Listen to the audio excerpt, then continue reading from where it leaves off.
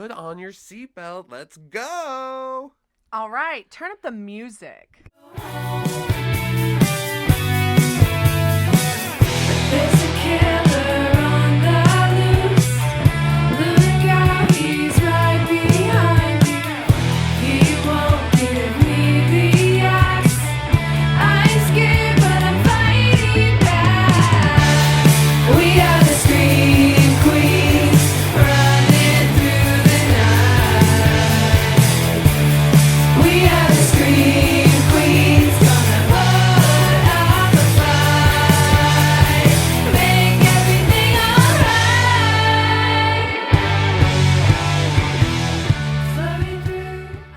Welcome to Scream Queens Horror Road Trip Podcast.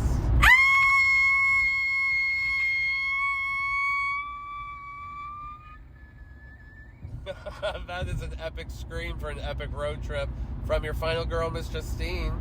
Oh, that's me. Hey there, Mr. Josh. Hi, I'm your soul survivor, and we are headed to Salem, Massachusetts. You're probably like, what, again? Well, as you heard last month, we went to Salem and covered Hocus Pocus. Well, now, this is actually the day after we recorded that episode. We're finishing up our road trip, still heading to Salem. We're now in New York. We're in upstate New York, just really close to Rochester. That's where it's time stamping right now, our recording. And yeah, we're on an epic 2-day trip. Yesterday was 16 plus hours drive. Today is almost 11, yeah. so it's insane, but it does allow itself for plenty of time to do some recordings and to get out some content. And we're on Interstate 90 heading towards Salem. We have 5 hours and 43 minutes left of our journey, and we're going to cover the witch. Because what do you think about when you think of Salem? Witches. Oh, I was going to say, Oregon? leaves and, pumpkins and... Witches don't come to mind? No, I'm not really, when I don't think of Salem and think witches. And as you guys know, there's some terrible history, a stain on the United States of American history. Yes, from pre-America, when we were just some little colonies trying to make it out here in this cruel, harsh world. And as you know, there was a lot of weird finger pointing, a lot of jealousy, a lot of hypocrisy, and if you don't know that, there is a history of these witch trials that happened in Salem. Lots of fanaticism that mass hysteria. Led to mass hysteria. And as a result, there were I want to say, in one year there was over 20, but then I know for years before that they had been hanging people left and right, accusing them left and right of witchcraft and wizardry, but no Harry Potter stuff. And it was also kind of left over. Europe had its own, witch scandals, and they were burning witches over there. They got hung or pressed here.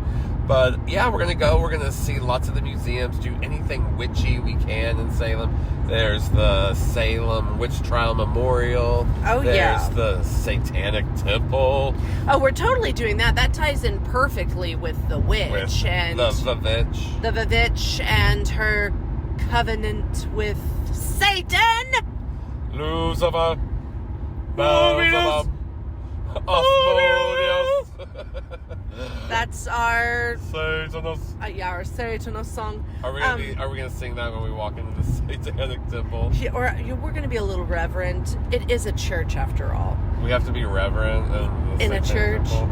Well, or I guess are we just gonna be rubbing our genitals and I think that's what they want you to do. Putting little cones on your titties. There's gonna be blood orgies happening there. Oh goodness. We're going to see, the cemetery while we're there. There are some witch houses to see. We've got that village that's kind of like a recreation in the same area where the the village was, but the village of Salem back in like 1630. We are going to see that whole town. I'm seeing that whole damn place. We are staying at the Salem Hampton Inn, right in the heart of the town. So once we get there, after days of driving, we can just park and walk. And waltz our happy stretch asses our around. legs for a few days. It's going to be, well, I thought we were going to be riding on our brooms and If they'll let us. making incantations. There is apparently a place for you to go and get your own broom made. So Yeah. I think it's pretty fitting for you, Josh. Maybe. Really, are we going to pack up a broom to take home? I thought you were going to ride your broom home. I can Oh. drive the car Okay, and that you can sounds just good. ride the brooms home. If you were riding both of our brooms, would you go faster? Would you be like, phew! I'm like, holy shit, no, just help carry my luggage. Oh, yeah, so the VVITCH, it is the directorial debut of writer-director Robert Eggers. Who's, become very well regarded in his own right. He's only made 3 feature films that I know of anyways. Yeah. The Witch, the Lighthouse, which we covered about 2 years ago. Yes, when we went to the Outer Banks. The Outer Banks. That was a really great trip, fun episode. If you want to hear about that, go find it.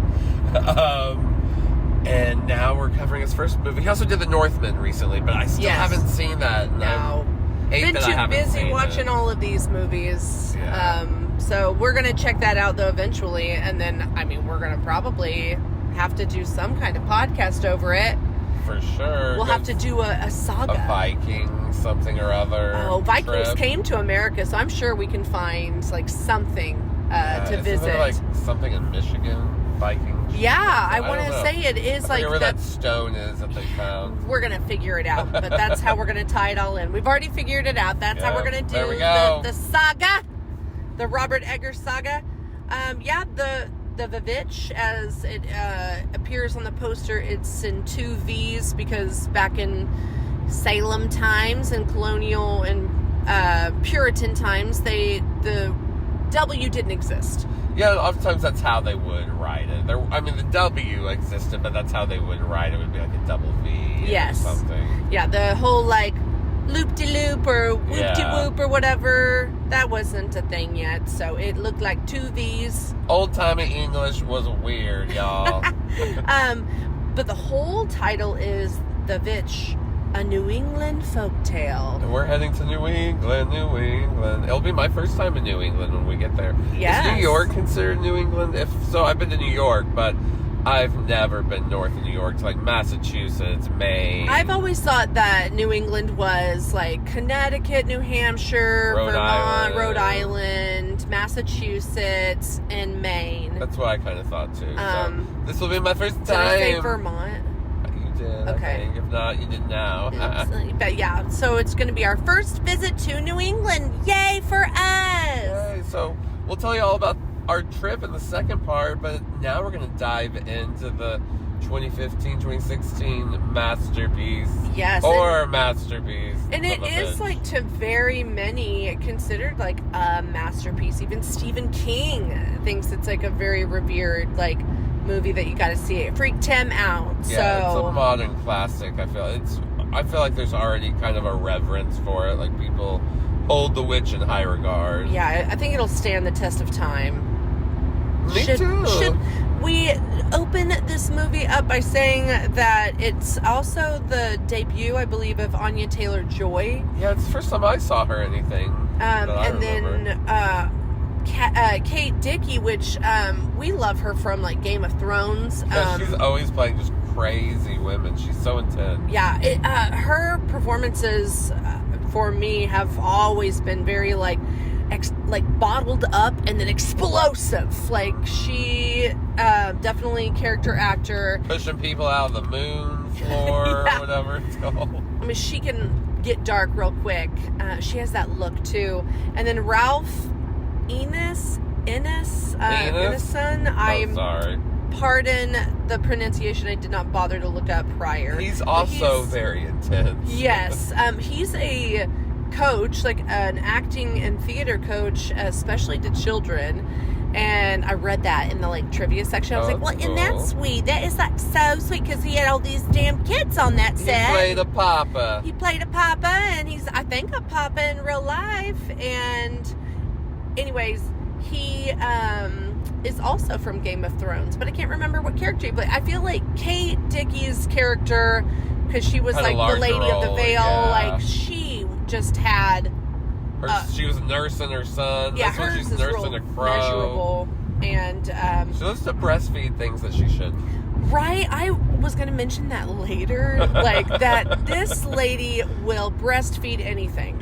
Just like a 15-year-old child. Give her some money and put her on camera. Yes, she's going to pop out that little teensy little And titty milk it. and get it going. And because she's real small framed. I don't mean to like try to be like her titties are small or whatever. I mean they are, but like I don't care. Just saying, like They're beautiful and natural. they are whatever she wants them to be. They're her titties. So let's get into. If she wants her titties to be ugly, They're then ugly. That's what they are. Yeah. If she was like, Justine, I want my titties to be ugly, or they ugly, I'd be like, they're the ugliest things I've ever seen. And then she would say like, I Thank want these you. to be beautiful titties, and that was the most I'm like, magnificently girl, beautiful titties I've we ever love seen. it. And then I'd be like, you know what? I'm just not commenting. on Yeah. your body I know, right? Like, so let's go ahead and dive into the VVITCH. It opens with that like stringy music, real intense. Yeah, the score is great. It grips you. You're already there because you're feeling it inside your bones. You have this just intensity, and it starts real low, and then as the title comes on the screen, it's like, And we see a family what looks like they're kind of like at trial, but they're not really at trial. They're standing before like almost like the city council and the church. yeah, it's like a mixture of like the village plantation magistrates and then reps of the church. But I get like at this point, those are kind of like one and the same because they're Puritan. So their religion is so ingrained in their laws. But the reason why they're there is because I guess Papa William is his name. He has been what I could only take from this real old English style of like how they speak is that he was speaking heresies. Like he was preaching of the gospel, but he was doing it in a way that hadn't been signed off and was probably not in keeping with like puritanical laws and traditions. Basically, they were like, hey, bitch, we don't like what you've been saying. Yeah, like, I know we came here so that we could all have this freedom to celebrate our faith, but we just meant the Puritan faith, and by that, we meant, like, the Puritan faith that we clearly are defining, not you. You're not important. They're like, on Wednesdays, we wear pink, and you're not wearing pink. You can't sit at our table. Yeah, he was wearing just a white linen shift, so it was obvious he wasn't a part of the cool crowd, Yeah, the ones making the rules. Like, you cannot hang. And, rather than, I guess he would have to apologize for the offense, probably do community service or something. He's like, no, like I'm speaking differently about the Gospels because I see them differently, and therefore I'm not apologizing, and I take the punishment that you give me. And they're like, okay, bye, you're ostracized. Yeah, he is not mincing words. He's like, I think you guys are blasphemous, so I don't care what you have to say because you're beneath me when it comes to the Word of God. Like his sign off is like, I'll be glad of it. Like he's like, deuces. Peace. I will make my own. That's what we all came here to do anyways. He was feeling a little inspired by his forebears, I guess. But so they are banished, Josh. And you see the sad little shot of them opening the gates of the village, and they're just sitting on the back of a wagon leaving, and the kids are all loaded up on the back, Like singing these like hymn-like songs. You even get a shot of these Native Americans, or at the time just Native tribes people that are just walking in carrying things they're obviously trading as they're leaving. And they even have this look about them to the family of like, oh, sorry. Bye. It's going to be rough for you out there. This is what you wanted. And so they do find a place out in the wilderness, and it's like a little homestead that they make. It's like this little meadow that goes right up to a forest, and they prey upon it together when they find it. And, you know, we get those crazy string music again, and we get a POV shot of them almost like looking into the forest while they have their arms raised, praising God, and the music just swells, and you're like, there's something out in those woods. Yeah, it's to me, it's like they're looking at the woods, but the woods is looking right back at them. Like, no, you cannot claim this. This is ours. It's almost like those classic horror movie shots of a door, and you're like, what's behind the door? But in this case, it's just the forest, and you're like, there's something in there. And once we go in there, or if whatever's in there comes out, we'll never be the same.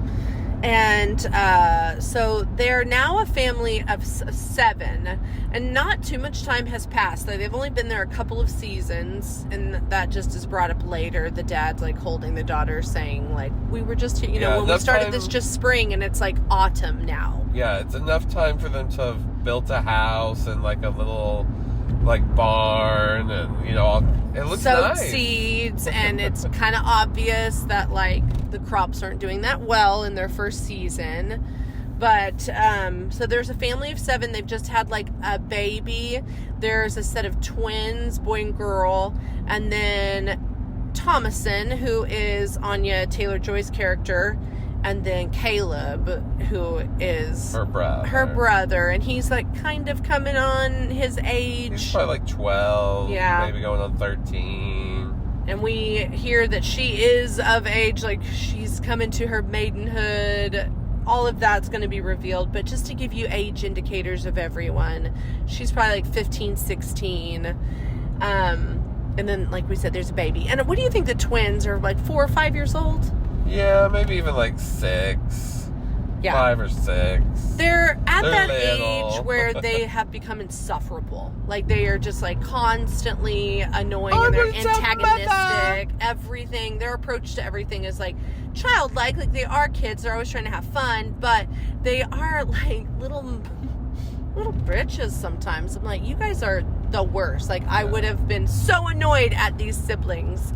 So I would have let Black Phillip get you too. Black Phillip. We haven't even introduced him yet, but he'll come along, Black Phillip. Oh, everyone knows about Black Phillip. So Black Phillip. Yeah, hopefully if you are like listening, you've seen this movie. This is your first dose. Thomason, though, the Anya Taylor-Joy character, she has taken the new little baby and is playing peekaboo with the baby while mom does like some, I don't know, domestic things around the outside of the house. And it's such a creepy build up too right now. Like, it's almost like you know something's gonna happen when she's playing peekaboo. Yeah, you just get like those points of view of her looking at baby. You know, she's gone boo, and there's the baby, and then it cuts to her face as she covers her eyes, and she says boo, and boo. She said baby. Well, she is going boo, and then the third time the baby isn't there. She moves the hands from her face, looks once more, boom. We see dread and fear on her face. When the camera cuts back, baby, bye-bye. Yes, she has like an immediate like terrified response. She looks up because she kind of hears a little rustle in the leaves, and then we see in the thicket there's something that has moved. You know, the trees or the little bush area, it's all moving about. Somebody just brushed past there. Yeah, and Anya Taylor-Joy runs after it for a moment, and then kind of stops, and she's like, I don't know what I'm running after. And we do find out very quickly that, like, they're forbidden from going into the forest. The children are. Which kind of, to me, is already, like, an indicator that the parents are, or it's just maybe the time, like, you don't there's go in a lot there. of animals, a lot of things that can go wrong. We have no hospital near us, or there is no such thing as hospital yet. No doctors or maesters. This isn't King's Landing after all. So we get to see, though, we're following into the forest as Thomason stops. We follow in, the camera takes us in, and we see a hooded, cloaked figure going through the forest holding the baby it's Sam. so creepy. It's a really creepy image. The imagery in this movie is really great. The colors are like very drab, very unsaturated. Yeah. Almost to the point of like it being black and white.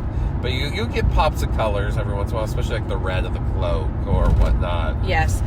And especially when it's supposed to be like a very foggy, dreary kind of like, and like it was just light out where she was, you know, in doing peekaboo. But then we cut to in the forest, and it's like a whole other climate is happening in there, and dark and very dreary. But we do see this like red cloaked figure going through carrying a baby. We can tell that there's like white hair. she's like, into the woods. Into the woods to grandmother's house. Oh, it's not Into the Woods, the No, Stephen it's- Sondheim musical. Nothing cute's about to happen here. This is like one of the most dreadful, awful things ever in a movie for some.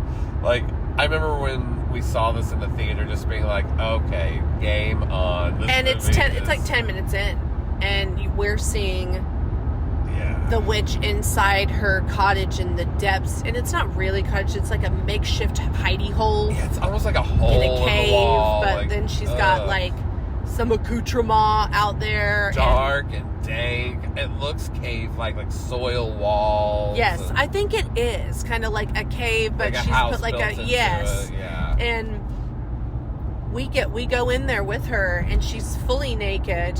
But we do only. She's very old, and she's got her silvery hair kind of falling on her back, sores all over her, and her bottom is exposed to us. She's nasty. She looks a lot like the old lady from The Shining.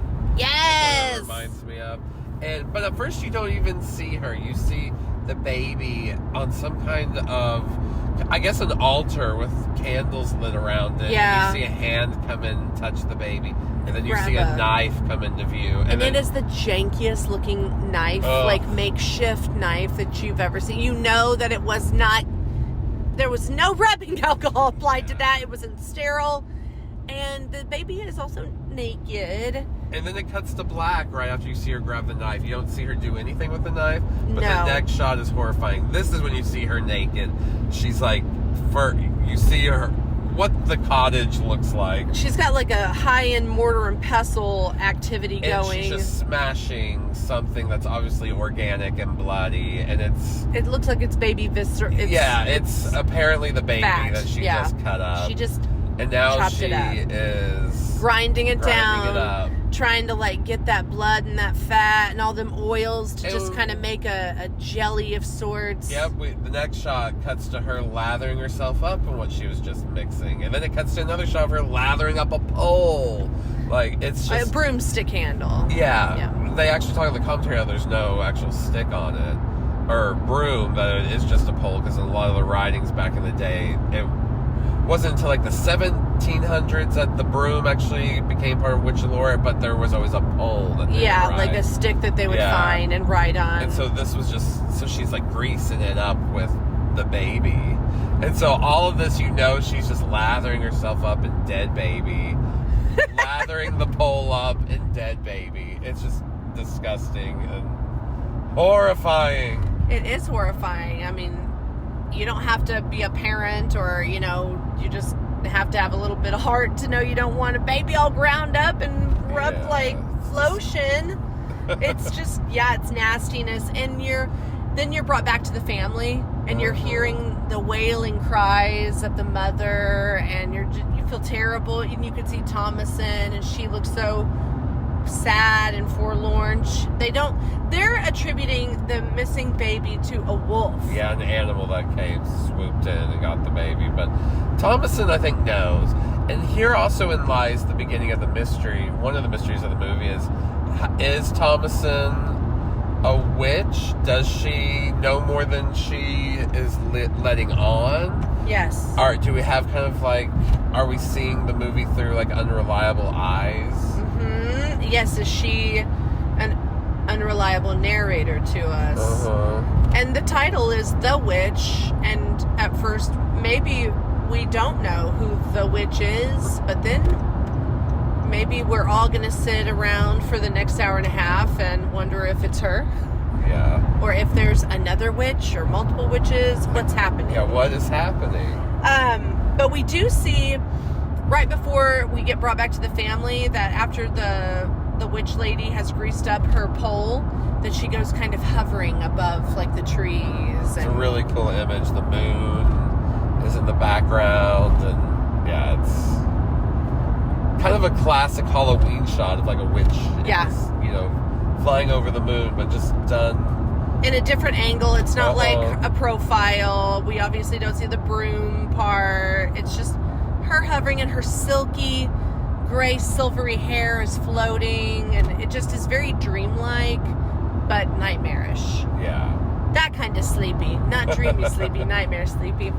But Mother is inconsolable, and although yes, they are like, some of them are like, oh, it's got to be a wolf. There are others who are not so sure. Even the younger siblings, Mercy and Jonas, they point fingers and ask her if she's the witch and if she got rid of the baby. Thomason always plays along, like, kind of like, yeah, I'm a witch. You better be careful. I'm going to do the same to you.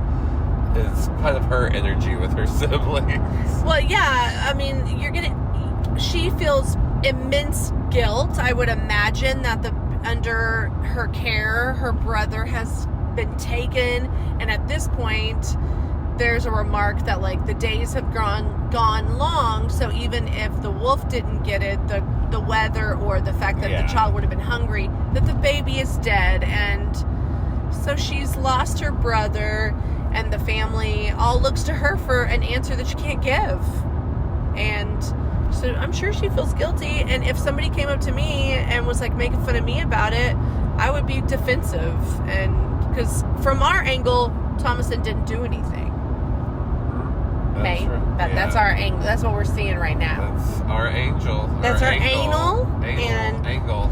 But Caleb and Father William, they decide to go in search of some food because the crops haven't taken, and it is coming on winter. And they don't catch anything. And that becomes kind of a bone of contention between him and his wife later, that the crops aren't cropping and the hunter ain't hunting. What the hell's you doing, bro?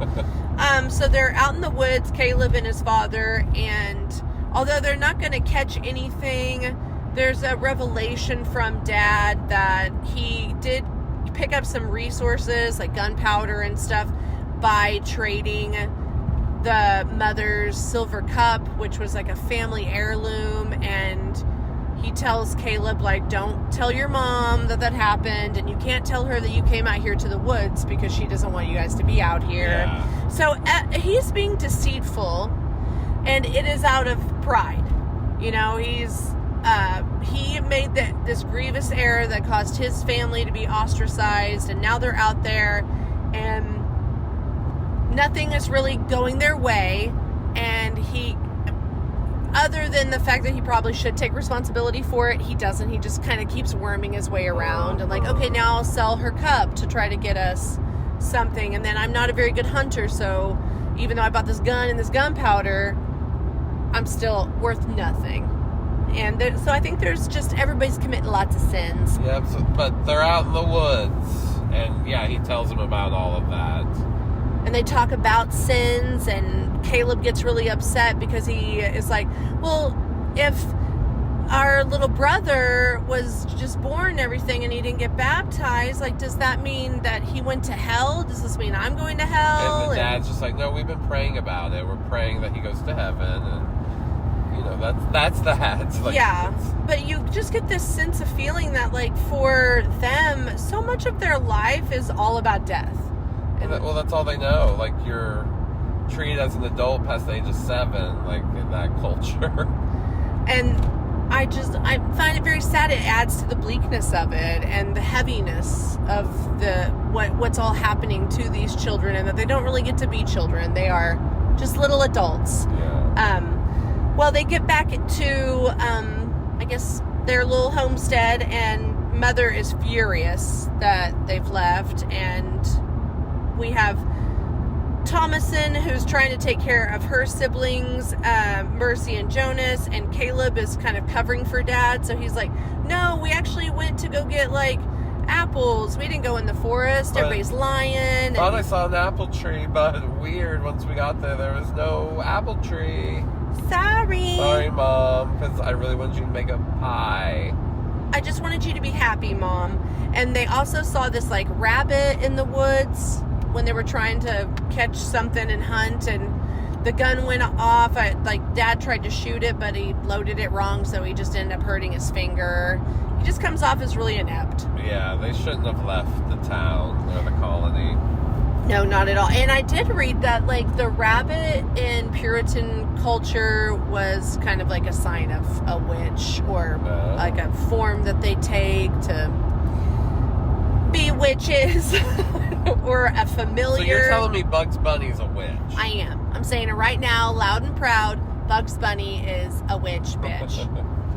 So Jonas and Mercy love to sing to this black goat, and they name him Black Phillip because why not? And they say that Black Phillip talks to them, and that he tells them things about his sister or their sister. That she's the reason why all these bad things are happening to the family. And so Jonas and Mercy are pretty poisonous little shitsters. But well, they're just being led by Satan and being tricked as well. So it's like they can't really help it. They're and no little one kids, believes and them. Then no one believes them. And it's like, okay, from the beginning, we've had the kids telling you that, like, the goat talks to them and tells them these things.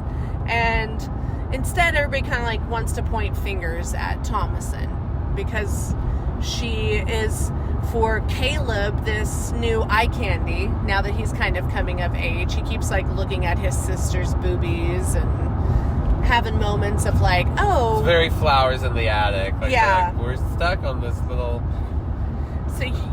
farm together. He might be my only option. Family dynamics are just tense. And so they go to the brook to clean some clothes, Caleb and Thomason, and they're just sitting there having a moment, a little tickle fest. But they hear, like, something crack in the woods, and they get really scared. But it's just their sister, Mercy, and she kind of comes out, and she's doing her whole clickety-clack, clickety-clack, I'm the witch of the woods. Yeah, and she really scares the kids. And, but Mercy, she's just playing, but then she decides that she wants to kind of be, like, mean to Thomason. She's like, I heard, that you really got rid of the baby and everything, and that you're the reason why we have all these troubles going on. And then Thomason's like, no, I'm the witch of the woods. Uh-huh. And I'm gonna eat your skin, and I'm gonna do this, and I can do that. And we're left with a feeling of, like, is she telling the truth right now? She could be. She was the only one there. Even the parents are questioning her. There's also something lingering in the air of, like, maybe something we don't know. Like, what else has this dad and mom done? What do they know about what's going on in the woods? Why did they really get kicked out of the town? What were they saying that was so heretical that were they practicing some form of witchcraft mixed in with their Christian beliefs or Puritan beliefs? Yes. There's so many little, I wouldn't say Easter eggs because we don't know what, but I feel like there's things that are being alluded to, little hints and stuff, but it might take several watches to, see all of them and piece them together, and then you kind of like got to do some research. Robert Eggers, for like 5 years, did extensive research to be able to just authentically present this movie. Most of the dialogue's based off texts and things that he's read from different court trials and different testimonies. Yeah, different historical documents. Which, people's statements about witches. And and the folklore of that day. And so it's almost like he might have, I'm saying, probably put like a lot of content in it that if you just like have seen it once or twice or whatever, things go over my head is I guess what I'm really trying to say. Yeah, it definitely has a rewatchable quality. Every time you watch it, you get more out of it. Like, I didn't really even maybe the first time I have the thoughts of, is Anna Taylor-Joy a witch? Wasn't maybe until the second time that I was like, oh, maybe she's already a witch, already knows what's going on, you know? So it's really fun in that regard to rewatch it. Yes. And after you've seen it through once and you go back and rewatch it, you might see those nuances in, you know, how she makes a look, Anya, that now all of a sudden you're like, I don't know, maybe I'm flipping my coin on her being so pure and innocent. But whatever. Okay, so it's nighttime and we're having some din-din. And Mom puts it on the table. She asks Thomason, where's my silver cup? And she's like, I don't know. And no one comes to her defense. No one's like, oh dear, it was me. Yeah. Or, you know, they all just let her kind of take the blame for it in that moment. And they've decided she's the punching bag for now. And Kate, the mom, clearly is resentful of her still being there and her baby being gone. So she just presents all of her tone is like hateful and there's no kindness in it. She wants Thomason to always be busy taking care of kids and doing housework. And then in private, she's complaining about her and wanting William to get rid of her, take her back to town. She needs to be with a different family because she's gotten her womanhood or whatever. So we got to get her out of here. And I think a lot of it is like Kate can't look her in the face anymore. But that's her mom, which is really sad. That, but it's just like I said, those are tense dynamics that are happening in that family. Now, Thomason, though, has to leave dinner because she failed to, like, put the goats up and the lambs and everything. And so she goes outside, and that rabbit is in the barn just staring at her, twitching its nose. It's like it almost came to talk to her, like, your brother and dad tried to get me earlier and they couldn't. So just wanted to come and say, what's up, girl? Maybe the rabbit was like, I smelled you having your period. And what? It smelled good to the rabbit? Well, smelled like carrots? Bloody rabbit. So, yeah, he just went, I smelled it. I smelled it. So Sam, I guess, was like supposed to be baptized and Kate wasn't. Sam's the baby. And we learned that too earlier from the conversation with the dad. Yeah, and it's at night, and so everybody's in bed, and Kate and William are having a chat in the... Guys, this is all in, like, a house. Like, everybody is sharing this space, too. So the parents, like, call up in the attic for the kids, like, are you awake? And they are. They're all sitting there, like, listening to their parents talk, but they don't respond. And so they're like, okay, now we can have a private conversation. The baby wasn't baptized, so he's definitely in hell. Like, Kate just outright is like, he wasn't baptized. It's your fault. I told you to take him to town several times. You didn't. Now he's dead. He's in hell. Our baby is in hell. Like, she is off the charts. Like, no, he's maybe not in hell, but that's the reason the witch wanted him, because he was an unbaptized baby. Yes. And she's like wailing on him, like, the winter is coming and we're gonna starve and you're a piece of shit and I hate this place.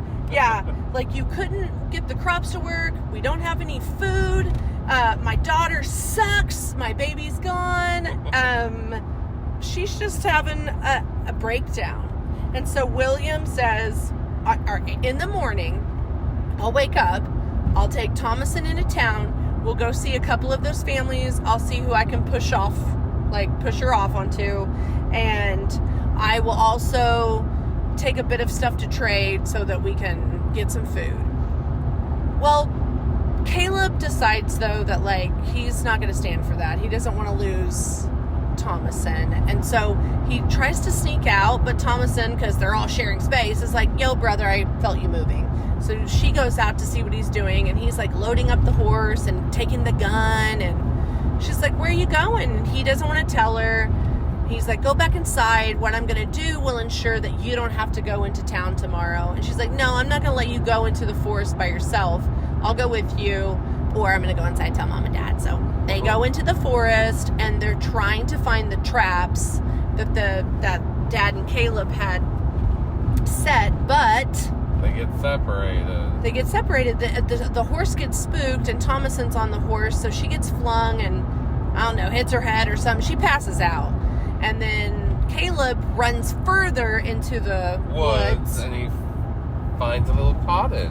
The little hidey hole for the Witchy Witch. And out comes a leg, very like Jessica Rabbit style from behind the curtain. Yes. Like, hey, look at my thigh, look at my calf, look at my... Little Red Riding Hood, Jessica Yeah. Rabbit style, all up in one. And then her titties pop out from behind the door, and then she pops out from behind the door. It's like this gorgeous gal in a little Red Riding Hood And she's outfit. this Kim K booty on the back end. I was gonna say, it's like the spirit of Halloween, Little Red Riding Hood Yes. outfit. You know, with like the short skirt and the titties pressed up. It's exactly what when we see it that we're like, okay, that would not be what they wore back in olden times.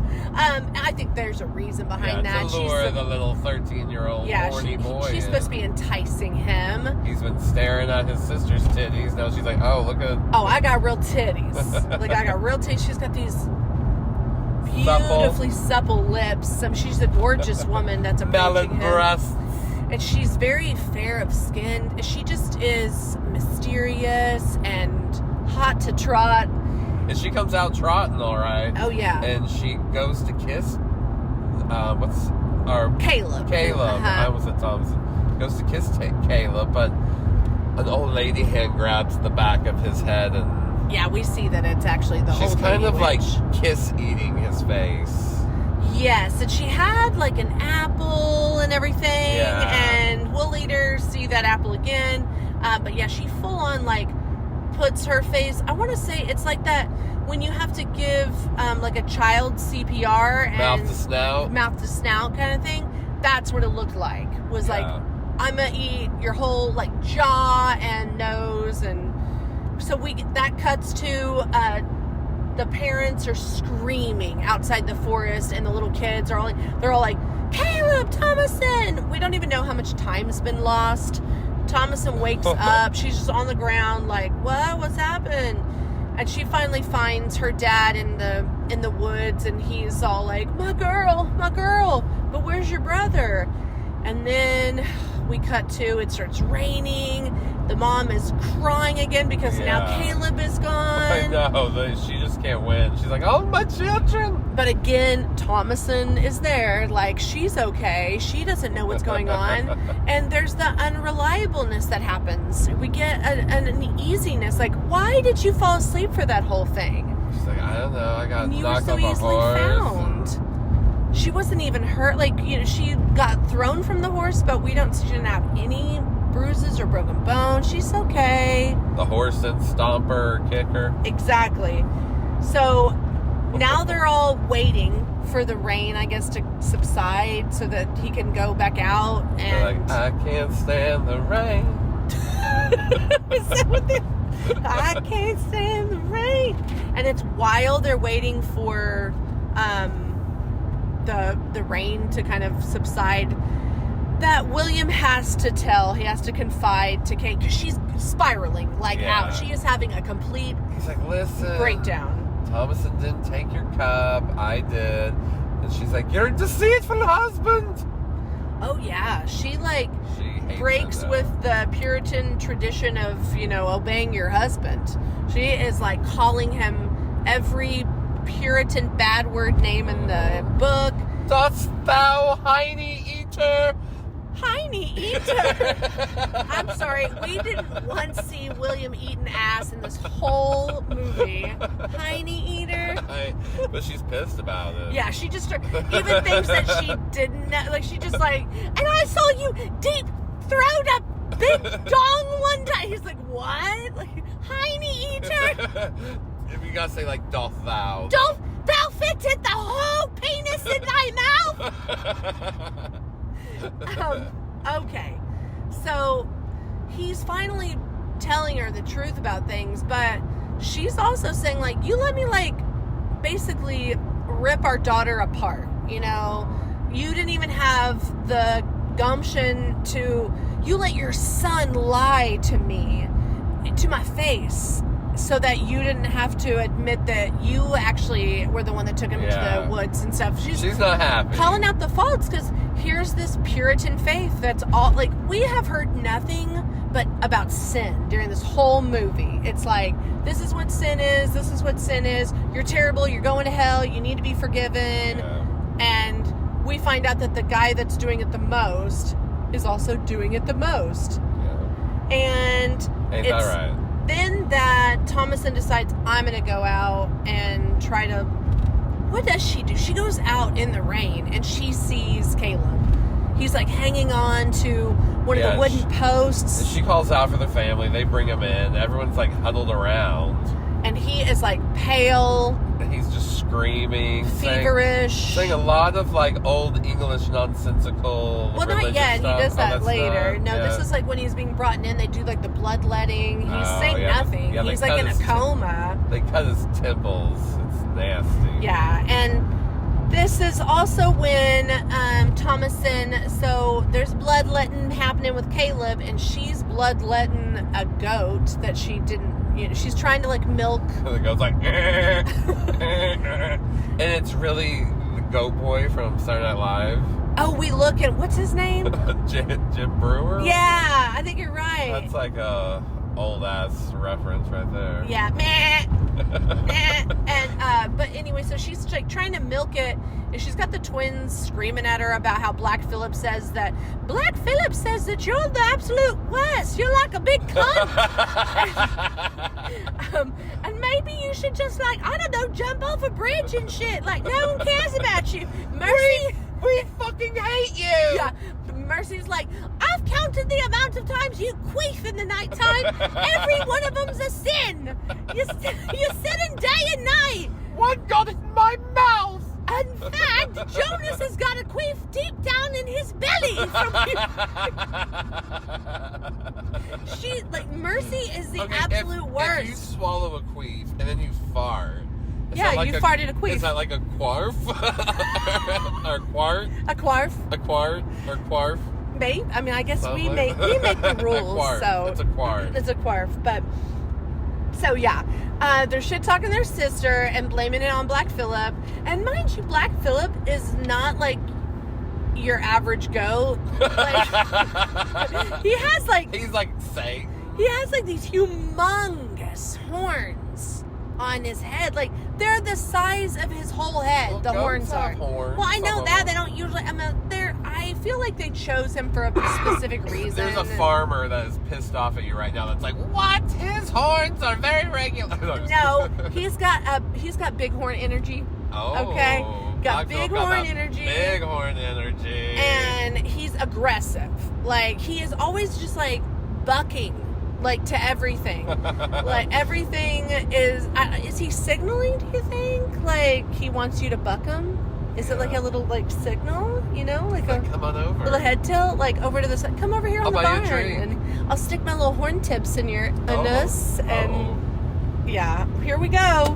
Now we're talking tickling anuses with tickling Black Phillip's horn. Goat anus. Oh my god. Okay. So the twins are accusing Thomason of being a witch, and she's milking like a sheep or goat or whatever the fuck it is, and here she is, and there's blood coming out of it, and she's all like, oh my god, I'm milking bloody titties. And she's like, no, it's just strawberry milk. Yeah, she picks it up and drinks it. Do you remember ever hearing this? I still to this day don't know it's true, but like if you buy chocolate milk at the store, that apparently it was made with the batch of milk that got like some blood in it when they were milking the cows, and that it's like apparently still FDA approved, but they just add milk to it so you don't see add chocolate to it so you don't see it. Add chocolate to it so you don't see the discoloration. Yeah, because it might be like come out brown and then or like kind of like pinkish. Yes, I get what you're saying. So they add chocolate to that batch. Oh, interesting. I don't know if that's true or just something gross I heard as like an urban legend. I'm gonna have myself a full glass of chocolate milk the moment we get to Massachusetts. I'm just gonna step into whatever gas station we pull give into. Me some chocolate. I need that bloody tit milk. I want bloody tit milk disguised as chocolatey goodness in my mouth. Can we get back to this?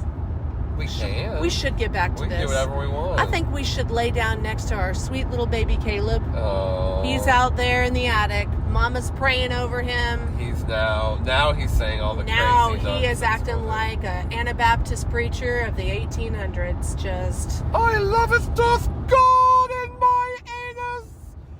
Doth you loveth, my. doth God and your anus. I didn't say that's what Caleb Okay, says. was that? Oh, okay. would And then he was like never- pointing it, and he was like, and I love your anus, and your anus, and your anus, not just mercy. And then he dies. And yeah, he coughs up like Ew, that this apple. And Mom is like, oh my God, he's been bewitched. And she's all pulling on her titties and stuff like, he's been bewitched. Oh my gosh. Because she really wants like breastfeed him. Yeah. And we're like, no, that's the wrong teenager you're breastfeeding. That's on Game of Thrones. You're going to Yeah. breastfeed that teenager. You're on the wrong set, ma'am. Oops. Kate, get back into character now. So Caleb dies. He's all like heaving, like his last breaths, and he's like, I see you, Jesus. But yeah, he looks so happy to do Yeah. it. Like he's like, all right. He's a very, very good little actor, boy, man, child. But he died. He dead. And it was when he was like dying that they're all like praying over him, Yeah. and the twins can't seem to say their Yeah, prayers. they're like, we don't remember the prayer. We can't pray. We can't. It's because of Thomason. Thomason, she had the chocolate milk, bloody milk. She had the chocolate bloody milk from Black Phillip's anus tipped once. This episode's very anus heavy. Heavy anus. It's heavy anus. Heavy on the anus. God, this everybody episode. has stopped listening by now. They're like, this took 18 different wrong turns, and that's how we ended up in New York. Yeah. Well, so now we've got the twins who are like frazzled to the point of like they're not even talking anymore. They're just like asleep in a slumber. I don't know. Dad is like freaking out, questioning Thomason, like, do you love your prayers? Do you love your Bible? Do you love my big wiener that's in your face? She's like, Dad, you know I do. Dad! I'm Dad! not a witch. I ain't bewitched. Nah, I've never seen the show Bewitched. That's what she said. So bewitched. I personally think that Nicole Kidman's portrayal of Samantha in The Bewitched from like 2005 is her worst performance. Dad, really, honestly, I love Jesus. I hate witches. Bewitched. But I must say, Angelica Houston's portrayal of witches, I liked that one a lot, okay? Speaking of Bewitched, there is a statue of like Samantha from Bewitched. So We're going to go in see it. Salem, Yeah. So that's why we're bringing her up, That's because why we're she's bringing on her up. she's on our mind, on our hearts. It's not a statue of Nicole Kidman though. No, not Nicole Kidman. And Thomason's It's the old bitch that did Thomason's We opinion love of- the actress that plays her. I can't Yes. remember her name. But anyways, okay. She was so cool though. She was okay. So Thomason is like, Dad, no, really, I'm not a witch. I love my prayers. I've been saying them every night, backwards and forwards. And please, just like, don't throw me outside. But then she gets thrown outside, and Mom is like, I don't ever want to see her again. Don't you dare bring her in this house. And then she's pulling on her boobs again, and I'm like, God, Kate, put the boobs away. We're not ready for it yet. So she goes to find what is this when she goes back into the barn and sees the witch? So Thomason tells Dad outside, you really have to believe me. The twins are the ones that are talking to Black Phillip. It's not me. It's that damn goat. Yeah. He's Satan. She's Yeah. like, he's Lucifer. And so Dad pulls her back inside. Kate's all like, get her out of here. I can't see her face. I just really can't. I don't want to have eyeballs anymore. And he goes up to the twins and he's like, you twins better wake up right now or I'm gonna, I don't know, he says something aggressive Shit to on them. your chest. Yeah, I think it is like, I'm gonna shit in my hands and smear it all over your chest, shoves down your mouths. And so one of the kids is like, no! Like, breaks character, basically. And Thomason is like, see, I fucking told you so. I told you they were just playing over there. And so Dad is doing one of those, like, that Spider-Man meme where it's like all the Spider-Mans pointing at each other. And he's like, never mind, I'm going to gather you all up. I'm going to put you in the barn with the goat. That's right. They get it all. So the 4 of them are there. It's Thomason, the twins, and the goat, and then, oh wait, there's some other goats, yeah. So they're in the barn with, like, all the barn animals. But yeah. Black Phillip is really what I'm trying to point out. Black Phillip is in there. And Dad is like, I can't deal with any of y'all. I think you're all witches, and if you're not, then by tomorrow, we'll know. So he puts them all in there, and then he and Kate bury Caleb, and then they go in for a nice winter nap, I guess. They just go to sleep. Yeah, and everyone's having, like, fever dreams. And I feel like Satan is presenting himself to them all. And, like, or Satan is presenting himself to Kate in a dream. And he first, like, in Kate's dream, he comes as, like, Caleb, and Caleb's holding the baby. And Caleb's like, do you want to be with us forever, mother? Or whatever. And then Caleb goes, I brought you this book. And we know from a lot of lore that, like, when the devil asks you to be a witch, or when you sign a book. Yeah. So then we see Kate grab baby Sam from Caleb, and he says something like he's hungry. And this has been the moment that Kate's been waiting for this whole movie to whip out that titty and start breastfeeding a crow. You know, she's that suckling babe. Yeah. Oh, it's a horrifying image. This crow just nipping at her titty, pulling on that titty, pulling on it, and like it's bloody, bleeding. She's like in that state of delirium where like her eyeballs are open, but you're like, no one's home. Hi, Kate, and she's all like laughing. Ha, it's like titties being tugged on, and it's not like the kind of like awful. You know, nipple play that you look forward to. It is like, oh my god, when does the nipple actually get completely bitten off by the crow? And in the or raven, the raven. I never know the difference between a crow or a raven. You're probably right. It is New England, so it's probably a raven. In the barn, we have this scene where Thomason is like asking the kids, like, so are you guys, like, they're all kind of like realizing they might have taken things too far, or that someone is a witch, but it's neither of them.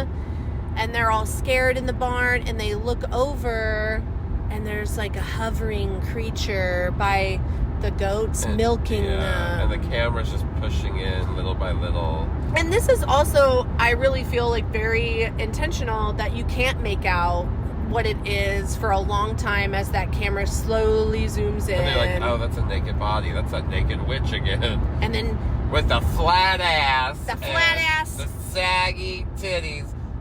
Yeah, that's right. You just image shame her right now. I'm going to image shame this old lady body actress. Shame this old lady with the, varicose veins.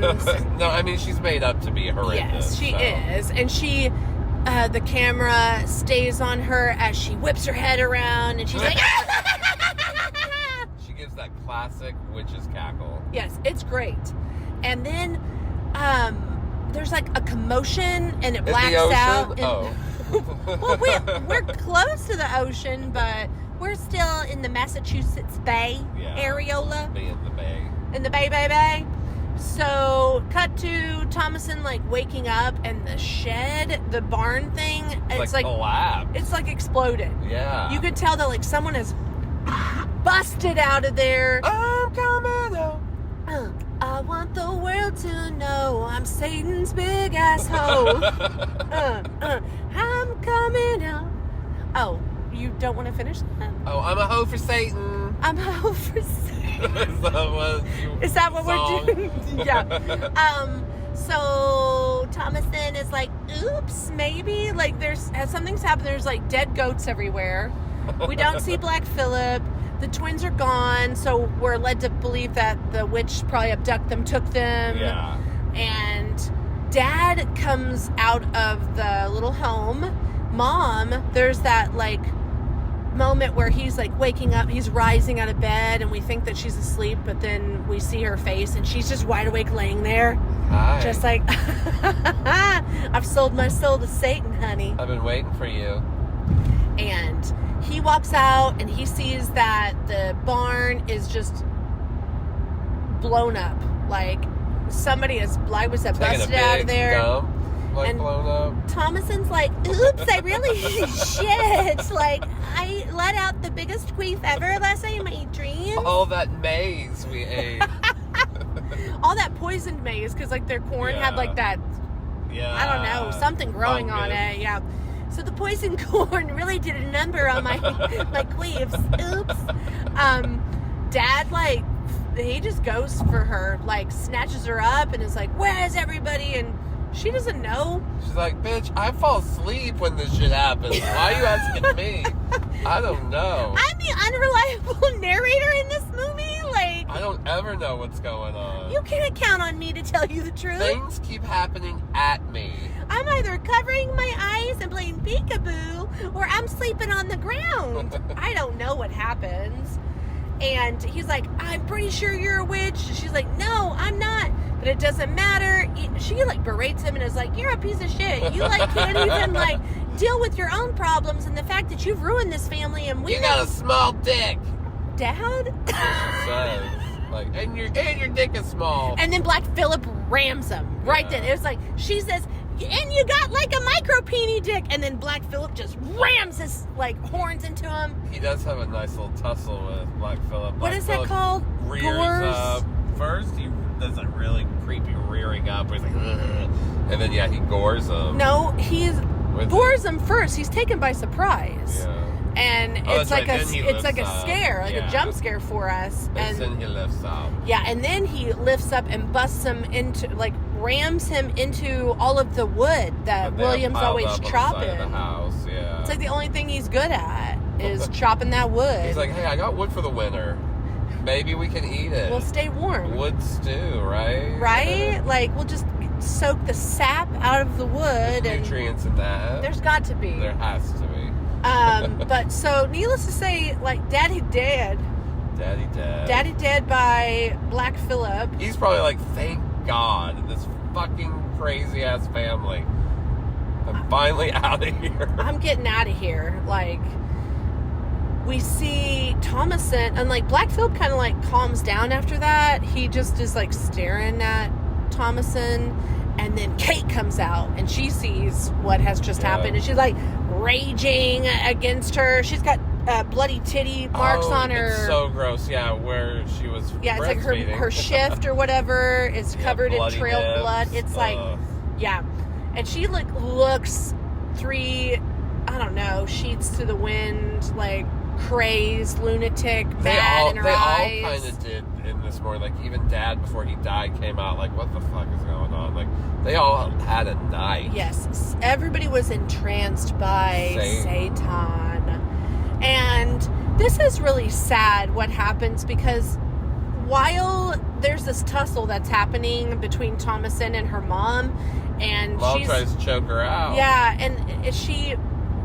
Thomason reaches, she's just reaching because she's being choked on the ground, and she picks up a gardening spade and like slams her mom in the head with it, and she gets like a head wound, and her mom's getting really crazed after there's blood just like now she's even trickling more all over pissed. her. Yeah, she's like, oh my god, and she starts choking her. Thomason's forced to whack her a few more times in the face. And she keeps saying, I love you, like, why, you know, like, she knows that her mom is completely insane, and she just wants to make sure that her mom knows on the way out, like, I love you. And she's laying there for a while. This shot lingers. First it hovers over her, and we see her with her like bloody face, and she has her mom's body on her. Thomason. And she's holding her, like cradling her, and then the camera shows us that side and zooms out, and we just have this lingering shot of her holding her mom, and then finally kind of pushing her mom off and getting up. Yeah, and she gets up and kind of just in a daze, goes back into the house, takes her corset off, sits down at the table, and then she wakes up and it's nighttime, and she's kind of being beckoned back back into the shed. Yeah, it's like she just feels pulled. I don't have a reason to, or I don't have a specific one. You just see her, and you see Black Phillip go in there first. Yeah, and she just is kind of being just pulled into the shed, barn, whatever, and he's in there, and she follows him, and then she asks him, "Speak to me, like you did to my siblings." Yeah. And at first he doesn't, and she, it looks like maybe she's given up, like, okay, maybe it is really all in my head. And then we hear, like, what's thou want? To live deliciously. Yeah. The famous line. Yeah, he asks her, like, what do you want? And then she's like, I want you to make this all better, basically. And he's like, what's thou like to taste butter? And I find that to be like a very like strange question until I did a little bit of research, and butter was frowned upon because it was like really luxurious, and so for Puritans they would have been like, no, we're not. You might actually enjoy it. Yes. So he's asking her, like, do you want to enjoy things? And then he does the do you want to live deliciously line, and he passes a book to her, and he's like, here's the book. And she's all like, I'm a lady of a time, I don't know how to write my name. And he says, I will guide thy hand. And then this is really creepy. Behind her you see a man that's very silhouetted, and he's wearing like very ornate clothes, gloves, and you just see barely a glimpse of his face in the shadows, and he helps her write her name. It's so creepy. It is creepy. And it starts as like you see Black Phillip, yeah, you and see then the you goat pass see first. that he is Satan. He just transforms back into or a human, man shape, and and then he tells her to take off her shift. You gotta get naked if you're gonna sign my book, baby girl. I gotta see. I bought you, so I want to see all your parts. I see that TNA. And then and she V. Follows. He gets back into his goat form. Yep. And takes her out into the woods. She follows him along, and out there she's surprised because there's a bonfire and a bunch of other naked women like chanting cantations, probably in Latin or something, and they're like going wild. They're like twerking. They're like on all fours, just like gyrating. It reminds me of that old song, "The Open the Door, Get on the Floor. Everybody walk the dinosaur. Everybody do the Satan tour." Yep. And she's like, well, when in Rome, If you can't beat Salem. them, can't beat them, join them, That's right? right.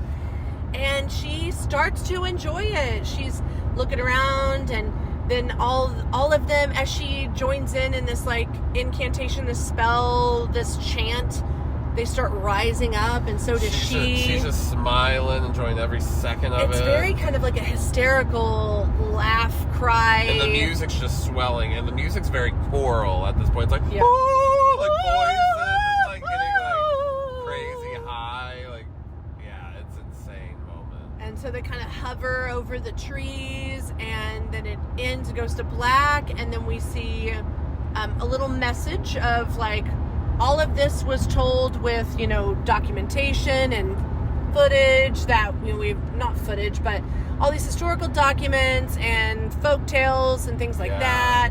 And then it goes away, and we get credits, and it's all over. And we're like, wow, what the fuck did I just sit through? I remember that was my feeling.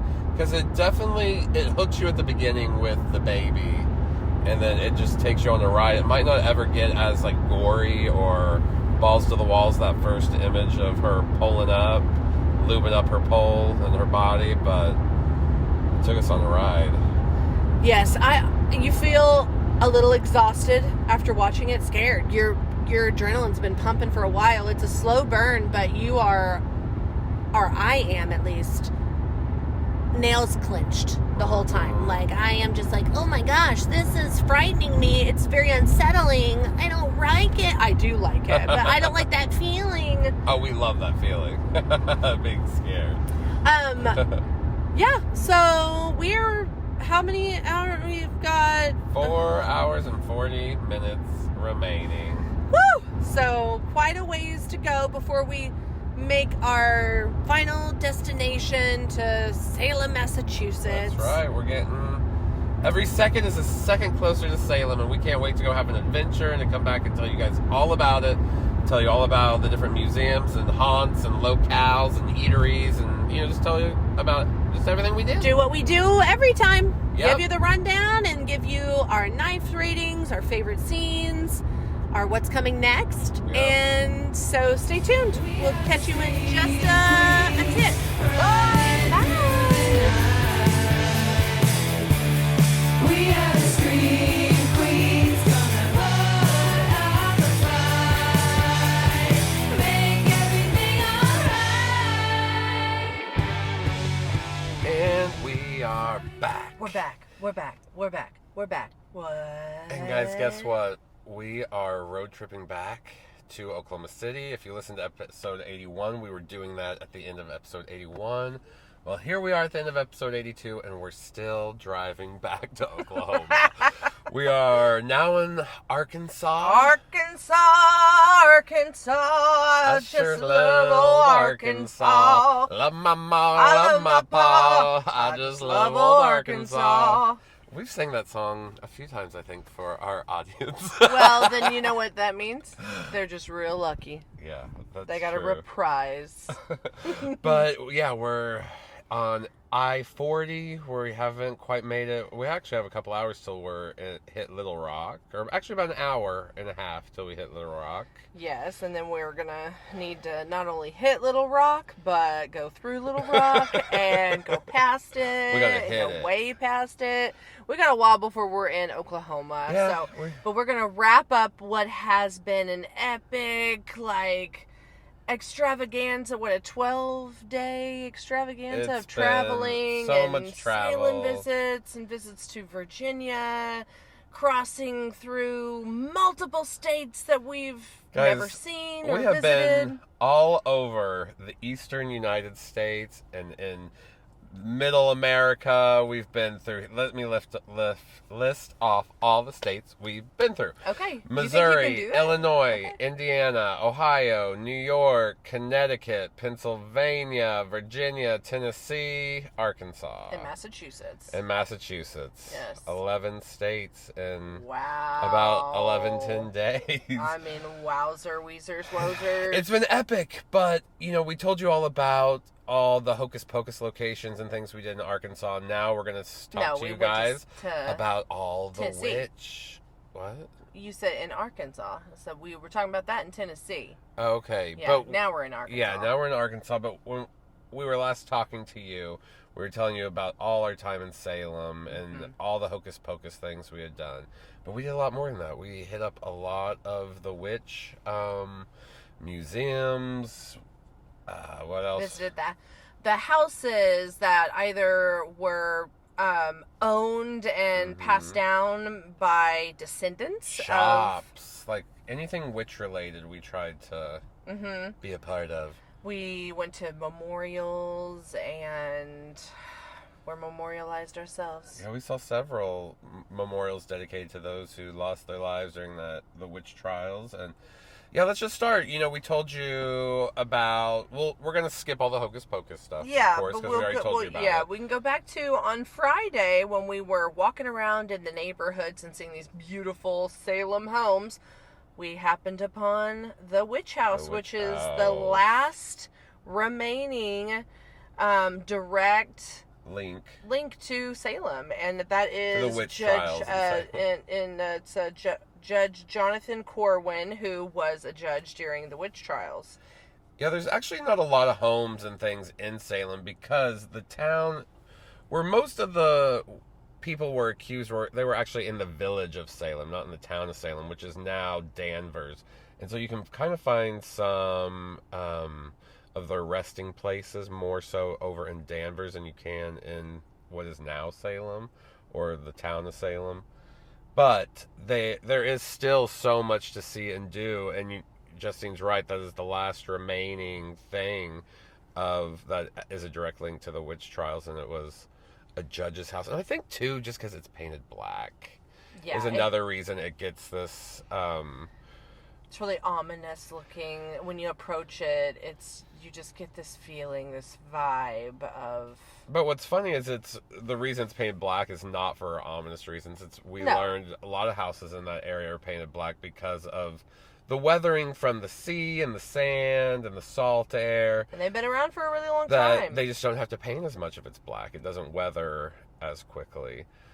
So yeah, and we got some really good pictures that morning because we got up early. The sun was shining perfectly. You know, it's decorated for Halloween right now. It was like everything we could want for like an early morning photo op. 7:30 in the morning, and we were the only ones there. Yeah, it was really cool. And then right next door is the Ropes Mansion. You're just like, oh hey, now let's see Allison and them. But that was really cool. And then every time you went past it, it was just so crowded with people. And they do tours of it. We kind of skipped out on some of the tours because we had so much to do on this trip that, you know, doing a tour of every place that we went to or visited would have, one, been way more costly, and two, we just didn't have the time for it. Yeah, and we still did tours. It's just a lot. There's so much. Yeah. The place is saturated with tours and museums and exhibits and places to just walk and see. And it is a walkable city, but it's also, like you had mentioned, like it was a village, so there's things that are kind of on the outskirts of the town. It takes a little while to get from point A to point B. That's right. And then, you know, we kind of told you about the rest of our day in our other episode. We did more Hocus Pocus stuff. This was the day that we did the haunted cruise around the Sound, and they told us some witchy stories, and, you know, they almost can't escape it. Even when they're just trying to do, like, ghost stories, there's going to be some kind of witch tales involved because it's just so ingrained in what people think of that town and the history, and over the last 40 years how they've really embraced it. Now everything is kind of just associated with the witches. Okay, well, the next day, though, we definitely devoted more to the VVITCH stuff. We went to the Salem Witch Museum that evening, because it literally took all evening to be able to get into that place. Yeah, we got up early to get our tickets, and even at 6 a.m., it was sold out for the rest of the day. That was something we were going to do with our friends coming in, but we couldn't. But we still snagged ourselves some tickets at, like, the 8:30 show, which I thought was perfect. It was really fun for, like, a nighttime event to do in Salem. And you wait in a short line, and they take you in multiple steps. The first step is you go into this theater of the round, but instead of the performers being in the center, you're in the center, and then you don't really have actors. It's all dioramas all around you. And the narrator, Justine, was cracking me up. But, like, he was so scary, and it added so much, like, richness, this narrator. It was real deep. It was almost very, like, almost like it had been recorded in the 50s or 60s, even though I know it wasn't. It was probably in the 80s or 90s, but it had this vintage feel to it, and his voice was very commanding, and you really, I don't know, it went well with the dioramas. Yes. It was a really cool way of telling the witch trial story, beginning with, like, well, first, like, just Satan, remember? Yeah, well, it started with, like, the devil arrived in Satan arrived in Salem. Yeah, and then moved on to, like, Tituba, and then, you know, Tituba telling tales, and then those girls going off and making accusations, and then what happened to the people that those accusations were made from, and the jail. The hysteria that it brought on after. And it was just a really cool experience. And then after that, they give you some time to, like, wander the gifts shop, and then you go into another room, and this is more just like museum-like, but for some reason they kind of shepherd you around the area, and you're like, look at this wall first, and, you know, look at this witch. Yeah, it's kind of like a walking history. Yeah, you kind of just get, like, a history of pop culture witches, like basically they blame the Wizard of Oz for making us think of witches as wearing all black and being green with pointy noses. Yes, that definitely the hysteria that happened in Europe, because it's kind of a walking timeline of, like, the history of witches and witchcraft and lore, and it, you know, begins over in Europe, where people are condemned and burnt at the stake and in the millions, and how it was like a real mass hysteria for 300 years.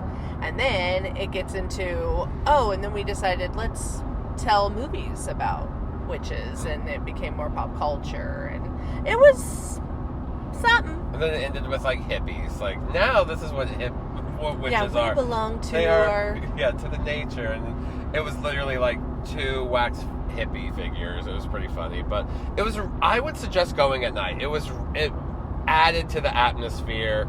Waiting outside the church, it's like in an old church, and it's lit up fire red. The windows, like it's really fun. I would go at night. Would be my advice to everyone. But I'm not sure if year round they have late night hours. I would check into that first. I know in October they do, because they have extended hours in October at the Witch Museum. We also strolled on Saturday with our friends down to the Satanic Temple. And Okay, guys. Now, maybe it was me. Maybe it was you. we thought it was going to be Maybe we- more of an experience, more of a Yeah. learning experience, but it's just filled with like artifacts and like, creepy pictures of like women with goats and stuff.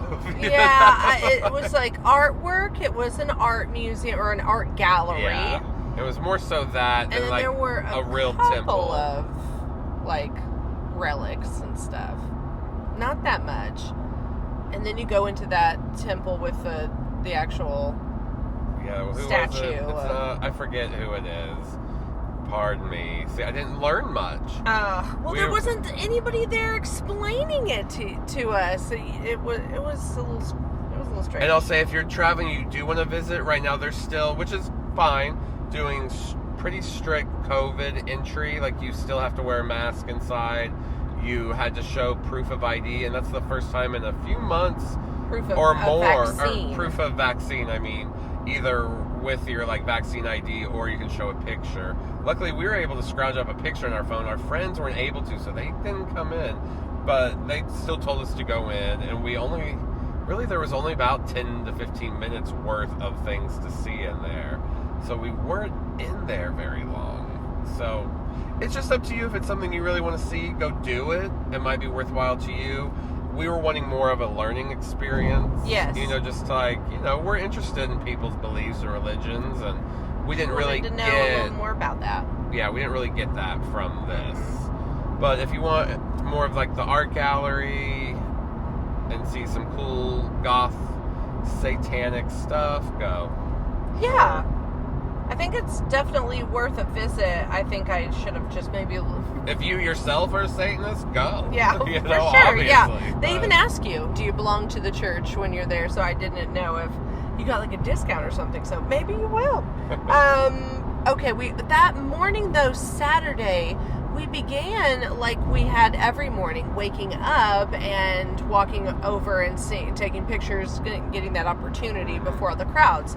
So we took the opportunity to go to the Witch Trials Memorial, which is right on like the main strip, and it's by the cemetery.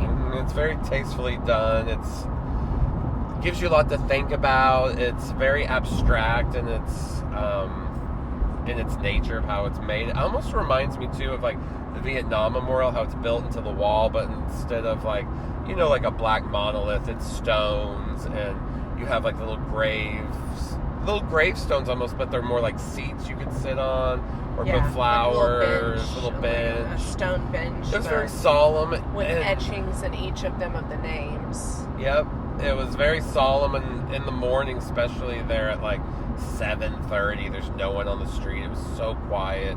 We got great pictures, and we're able to walk around without being bothered at all. So we were able to really take our time and, pay our respects.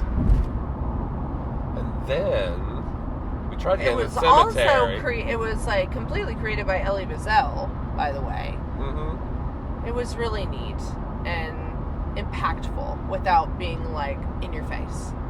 One with nature too, because there were these trees, and it was just a very sweet moment that you got to have first thing in the morning with nobody around pushing you around, because then all of a sudden, boom, everybody's out and crowds are alive. We tried to get into the main cemetery that's there, right in the heart of town, where most of, I think there are a couple, was it Rebecca Nurse? Somebody is buried there. Maybe it's Bridget Bishop. I can't remember. She might also be in Danvers. But the whole time we were there, the cemetery was closed. So never got in that cemetery. But yeah, the morning walks were my favorite.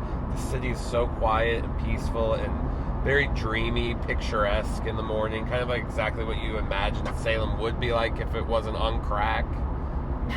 You know? Then like there's like a fog that's come in just a little bit. It just is. It's got an eeriness to it that isn't like. I'm not scared or anything. It's just that's what you would expect out of Salem, right? Right. Sunday now we are going to the House of the Seven Gables. Mm-hmm. And it was pretty. That was nice. Quiet. We weren't able to get tickets to get in. Well, it opened later, and we had other things to do, but we were able to walk all around the exterior and see, exteriors, take some pictures. It's huge. It's got a lot of gables on it. It has 7 gay bells on it. They were all ringing. First thing in the morning. Well, I learned gables are just, I guess, like the points of the home, like... It's a structural thing, so yay. I learned what a gable was. But it was owned by the Hawthorns before they lost it and it went to like another relative of the family, but the name like changed. Perhaps you read the book in high school. Yeah, Nathaniel Hawthorne's family owned that home, and then they also were descendants as well of a Hawthorne that was around not a judge, but he did something with the trials. I forget now what it was that he did, but so it's kind of, that's a cool little story. But it's massive, and it's also that kind of black color.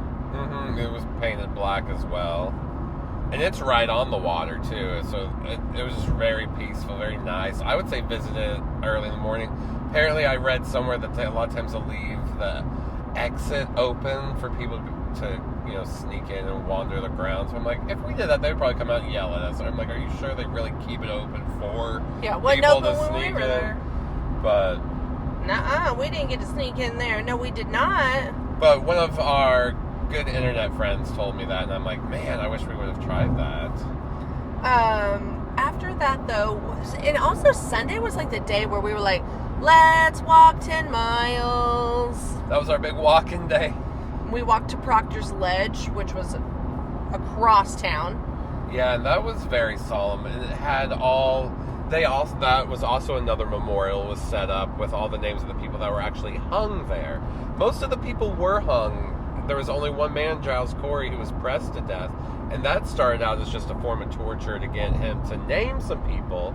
They also, if he did admit to being a witch and he named people, then they also got to take his property away from him. So he was not willing to do that. He wanted his property to, go stay in the family, go down to the next generation. He didn't want his family to be destitute. So that they ended up killing him during the torture. But most everyone else was hung. And you can go visit, like, the ledge, like the hill where they did that. Mm-hmm. And they have a little memorial with the names around it and, like, a tree. It's just a nice... I know for a long time, Salem didn't want to recognize what happened. And it was just like a stain on the history of their town.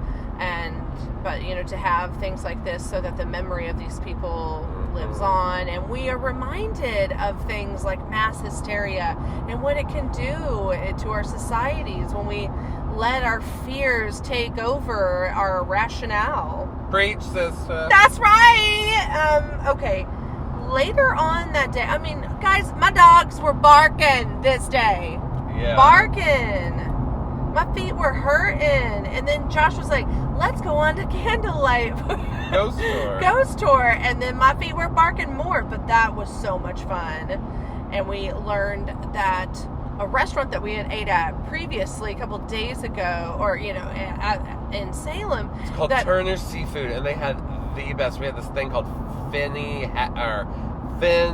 Hattie or something. Yes. And it was basically like haddock, but cooked in this cream. Oh my god, it was amazing. Cream. It was so good. It was a cream dream. was a great dream. That's for sure. That's gross. But that place was owned by Bridget Bishop, was it? Yes, I believe it was Bridget Bishop. And she was just like a prominent woman in society when women really weren't allowed to be that way. And a lot of people kind of People resented judged for her. that. They would call her basically a slut. And she had a lot of male visitor callers would come to her. But apparently she haunts Turner's and can be seen quite often there and is reported often to be there. But like a nice ghost. Yeah, she's supposed to be kind of funny. Like a She's like- funny old gal, old Yeah. broad. She's a good old gal. But yeah, she was killed.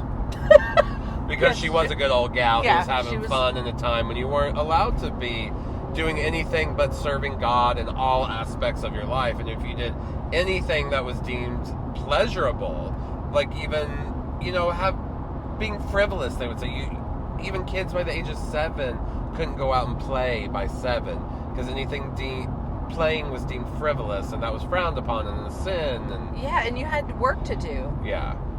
So in that kind of society, they're like, oh, that girl's having fun. She's a witch. Get her. Uh-huh. Oh, she's enjoying herself. Dead! She's not spending all day, every day in church or at home working or Serving her husband. serving a husband. Mm-mm. Dead! Let's kill her. She's a witch. All right. Well, I guess that's a good little segue to get into the movie. Oh, 'Cause yeah. it's kind of... we did some other Hocus Pocus things, but I guess our witch stuff kind of ended Sunday. And we went to, there's so many shops that are dedicated to either, real witchcraft or Wiccan beliefs, or just, little mom and pop shops that sell all kinds of merch. Some that aren't very reverent towards witches, just funny, silly witch things. But yeah, the town has definitely embraced the witch. Oh, yes. And in a good way. In a way that hopefully isn't disrespectful to current Yeah. practicing witches and pays respect to the terrible atrocities that happened long ago. And I feel like now that we've been during the most crazy fun time that you can go, I would like to go in more of the off season and just see it low key as it usually is. And most of the things are open. I believe I read most of the off season where some of the quote unquote seasonal shops won't be open is November 11th or something through April 1st is when a lot of things kind of shut down there. I could understand that. So I would go but then someone said Christmas. I don't know. Go whenever you want. I've heard don't go January, February, March, so you don't know if you're going to get a blizzard or what there. But it is yeah, Massachusetts. but so. go anytime you can. Yes. All right. Well, let's get into the VVITCH. All right. What is my favorite scene, you asked? I didn't, but Josh, what's your favorite scene? My favorite scene, God, I don't know if it's my favorite, but it's the scene I think about. It's the most shocking thing to me in the Are movie. you really bringing this up? I'm bringing up her grinding up the baby and rubbing it on. Just that whole That's your sequence, favorite starting with the peekaboo, to you Yes. seeing the image of something running into the woods, to her with the baby in the woods, and then just that whole sequence is terrifying. And first time I saw that in the theater, I was like, oh, this... I had heard a lot of things, coming... I think it played Sundance, and people were talking about it, how it was one of the most frightening movies ever, and so the hype was up there. In that first, 15 minutes, I was like, okay, I see what the hype is about. This is fucked up, and it stays with you, and it has stayed with me, that scene, and it's kind of what goes through my head anytime someone brings up the movie. I flash to her greasing up her body and her pole. And he's Shaking twerking my right body. now. He's shaking. He's shimmying. Drive. Don't be shimmying yourself. Okay. Well, I mean, yeah. It's that's such a horrendous scene. It's gives you a really visceral reaction, and you're immediately clenching your body because it's a baby getting all churned up, getting them fatty little oils. That's so mean and sad. So you asked what my favorite would be? Yes. And I'm gonna go with, so after what's his face, the brother, he's been like, he's having his big rant. There's just that like build up there over his body, like praying, and he's all like, I'm in the great beyond, you know what I'm talking about? Yeah. And He's like smiling and laughing. And Jonas sweaty and Mercy are dying. over there just like trembling, and there's just like that, it's high like tension. We've got sweet baby girl over there being accused of being a witch, and then brother dies, and it's just like off to the races after that. Like that's when all the terrible bad shit starts happening, and we get like pecking titty and Oh my god, when that crow is breastfeeding, oh, it just made me want to be a mother. oh, that's sweet. I want to breastfeed a crow. You're so gross. That's not how it works. No. Not all mothers I don't really breastfeed think that birds. like crows need breast milk. Yeah, I don't think they do. You could like regurgitate, like you could, you know, I know that the birds You mean crows don't have little nipples that they... No, I don't think so. I think that would really like hurt because they have like those beaks and stuff. So No, they feed their babies. They gotta chew it up and spit it in their mouths. I also like Thomason, that scene when the devil comes to her, you know, in the form of Black Phillip. So creepy when he comes behind her. First you see Black Phillip walk by, and then he leans in as a Yeah. real I like it. I think it's person. like shot really well, and even though it's very dark and you kind of have to figure out like what you're looking at, I obviously think that's the intention of it. It's definitely like, looks like the Prince of Darkness in that yes. moment. And you know, the Prince of Darkness has come to me, and I have Oh, welcomed God. him. You signed the book? I signed it with my little titty. Oh my god, after the crow like bit Yes, it, made it because bleed. obviously, yeah, I needed like some ink. Oh my That's god. that's how you sign it anyways, Josh. A crow comes and like just pecks your titty, Pecks your and then you take your nip and you're like, Okay, doo that's doo part of the process? Is Yes, that- that's in the Malefice Maleficarum. Did they ask us that at the Satanic Temple? Like, have you guys had your nipples Have bitten you and signed signed the book? I think that was on the right, and we took the entrance on the that's left. Right. And That's so, true. yeah. Oops. Members only area. Yeah. Yeah, so what would you give this, Josh? Oh. How many knives? I'm going 4.5. 4.5. It's almost a near perfect movie. I think Roger Ebert. Robert Eggers. I always want to say Roger Ebert. He does. Robert Eggers does a really great job of setting like a time and place. It feels very authentic. Even like the first moment you see the people getting chastised by like, you know, whatever their local government is, it just feels real. Everything almost feels like you're flashed back Yeah, you to that dropped time in. period. And the cinematography helps. It's kind of that dreary, you know, it's that really dreary, almost all very desaturated colors. Everything's very gray and black and brown and some like steely blues, and it just really, he does a really great job setting tone and time and place, and he does a great job just scaring the shit out of me too in that movie. He gives you lots to think about, and he does a great job adapting that folklore into a movie. Yeah, you've definitely summed up like everything that I would echo what you're saying about this movie.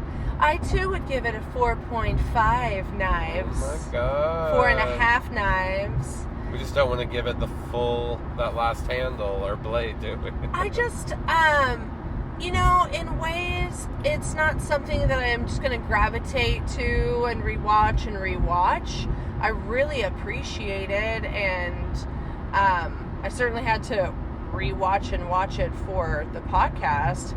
And maybe that sometimes is what gets it there for me, is like its rewatchability. And I'm not saying that it won't be that. This is just my opinion.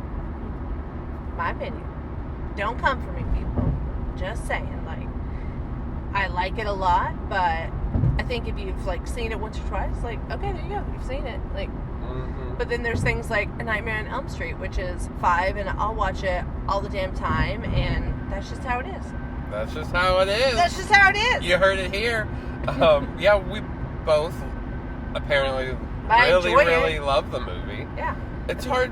It's pretty. It's hard to get 5 knives, so a 4.5 is almost there. I think it's a very fair rating. Yeah. Other people might give it lower. Other people might give it that full 5, and that's I just can't be handing wonderful. out 5s every time. I know. And you We know, just gave Hocus Pocus a 5, and some of y'all are probably like, "Well, that's like a 3." I'm like, "No, for me, it's a 5." It's no, And- it's about, like I just said, about sometimes just rewatchability. Am I gonna be visiting it like all the time every Halloween? I don't know, but you know what? Hocus Pocus, yes, damn it, at least like 10 times. Yeah, for sure. All right, that's it. I'm getting a little tired. We've been driving forever, y'all. But coming up next month, we'll have some Christmas horror vacation trip and movie for you. We're still trying to settle all the Just details. early. But yeah, I mean, we're recording this episode in early October. So we're still trying to flesh out all our details for our December episode. But you'll get one, and it'll be Christmas themed. That's right. And until then, rate and review us and give us that 5-star review. Thank you so much. We love you. Follow us on all the social medias. Yep, you can find us on YouTube at Scream Queens Horror Podcast. You can find us on Instagram at Scream Queens Podcast. You'll find us. You'll see our logo. Until then, take care. Bye. Bye!